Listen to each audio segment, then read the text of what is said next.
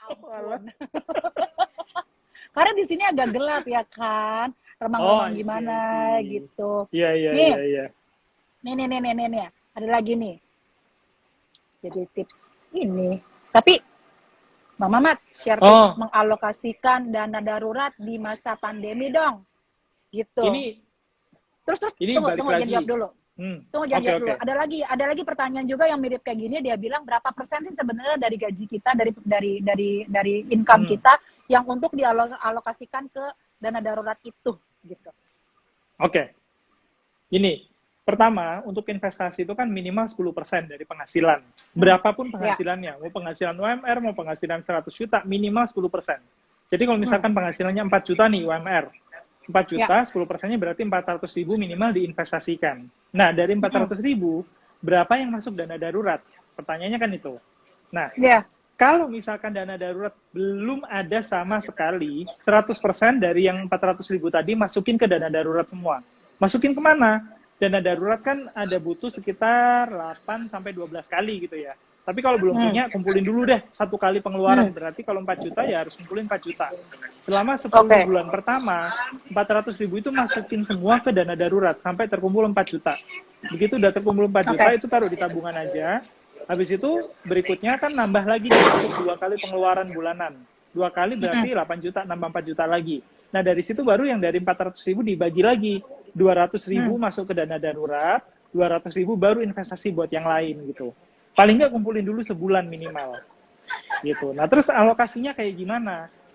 Yang aku bilang tadi, mayoritas perencana keuangan ngomong dana darurat 100% harus di tabungan, paling banter di deposito atau reksadana pasar uang. Menurut gue enggak gitu. Kenapa? Karena ketika kondisi darurat terjadi nih, amit-amit dipecat gitu ya, kita butuhnya tuh nggak langsung semuanya kita ambil, enggak. 12 kali pengeluaran bulanan langsung 12 kali kita ambil, enggak. Tapi kita ambil sebulan dulu gitu kan. Ambil sebulan dulu yang di mana? Di tabungan, ambil dulu dipakai sebulan. Selama sebulan berjalan, misalkan jalan seminggu, 2 minggu, yang di pasar uang kita cairin. Yang di pasar uang mau ditaruh 2 kali, 3 kali pengeluaran nggak masalah. Habis itu, selama 2 bulan, 3 bulan ini kita masih ada kesempatan nih buat nyairin yang lain. Nah, cairin yang di pendapatan tetap. Taruh 2 bulan pengeluaran atau 3 bulan pengeluaran di sana. Habis itu di mana lagi? Emas. Emas itu juga sangat bagus dipakai buat dana darurat kalau kondisinya ada perang, huru-hara, pandemi, dan sebagainya. Gitu. Kalau misalkan memang masih bisa beresiko lagi gitu kan, bisa taruh di P2P lending, tapi itu udah resiko tinggi. Jadi baginya kayak gitu, bukan semuanya di tabungan. Sayang aja duitnya kalau semuanya di tabungan. Ada Iya pendapatan tetap sih. yang sangat-sangat bagus gitu kan. Kenapa nggak dipakai? Nih, ada lagi pertanyaan nih. Eh, tips berinvestasi buat pemula tuh apa ya gitu. Terus ada lagi, Bang Mamat kalau nggak punya penghasilan tetap, gimana cara investasi pendapatan tetap gitu. Ini lucu banget. Tapi itu tapi itu ini valid loh pertanyaannya kan. Kalau gue nggak punya Iya, iya. pendapatan tetap, gue nggak punya pendapatan tetap, gimana gue berinvestasi di pendapatan Di tetap? pendapatan Ini tetap, betul, betul. Betul. iya. Good, good, good. Gini. Jawab. Untuk investasi pemula nih, untuk pemula seperti Mbak Frisma jelaskan tadi gitu. Kalau untuk Ya. pemula belum pernah investasi sama sekali, it is good to invest in knowledge gitu kan. Kan investasi layar ke Ya. atas yang sering banget digaungkan orang gitu kan. Bener banget, belajar tentang investasi, baca banyak hal tentang investasi itu bagus. Tapi yang paling penting setelah belajar itu adalah praktek. Kalau nggak praktek nggak akan ngerti, nggak akan berani, yakin deh. Nah, untuk bisa praktek, pakai apa? Pakai duit yang kita tuh rela banget buat kalau misalkan amit-amit hilang, 100% hilang, ya udah nggak apa-apa. Makanya kalau mau ikutan robo forex, nitip, trading gitu kan, kasih aja 100 ribu. Kalau mereka boleh 100 ribu, ya udah nggak apa-apa. Tapi kalau nggak boleh minimal 10 juta. Nah, tanyain ke diri sendiri, 10 juta ini kalau tiba-tiba hilang, gue gila nggak ya? Stres nggak ya gitu kan? Kalau gila, kalau stres ya jangan gitu. Makanya pakai duit yang benar-benar kita rela kalau itu hilang 100%. Terus belinya instrumen-instrumen yang resmi, terdaftar di OJK, ada aturannya jelas, dan kalaupun mau titip dana nih, titip dananya tuh ke MNC aset aja gitu kan. Jangan titip dana ke yang nggak jelas. Itu Gitu paling loh. betul itu. Ini nggak di-endorse Itu loh, nggak di-endorse loh. Ya kan? nggak gratis kok. Nggak Ini ada, ini nggak ini ada nggak titipan dibayar. loh. Bener. Serius. Beneran sumpah. Jadi jangan Ini jangan makanya. pada mikir ini ya. Enggak. Tapi Enggak, ini Bang Mamat, soalnya Bang Mamat. gini Mbak Prisma. Gini Gimana, soalnya. gimana? Orang-orang itu mikir titip dana ke yang nggak jelas gitu, itu dianggap bisa menghasilkan investasi yang luar biasa cuan gitu kan. Padahal dari dulu ada titip dana itu ke manajer investasi. Lewat apa ya? Lewat reksadana gitu loh. Ya, Mereka nggak mau reksadana, investasi benar. reksadana, Ya ampun. tapi maunya nitip-nitip yang forex nggak jelas gitu loh.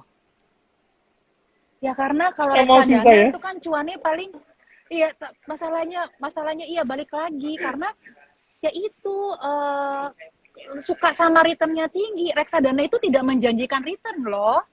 Jangan Nggak boleh salah. kan Sedangkan janjiin return. orang ya emang nggak bisa, nggak boleh. Jadi sedangkan orang sekarang tuh lebih suka tetap untuk sesuatu yang guarantee, dijanjikan gitu loh, fixed return gitu loh. Makanya dia tergoda ya kan, pakai tergoda gitu loh. Kita kan nggak bisa begitu. Betul, Nih tanggapan betul, Bang Mamat tentang yang lagi booming sekarang mengenai aplikasi-aplikasi investasi. Nah, itu related tuh. Aplikasi investasi ya gini.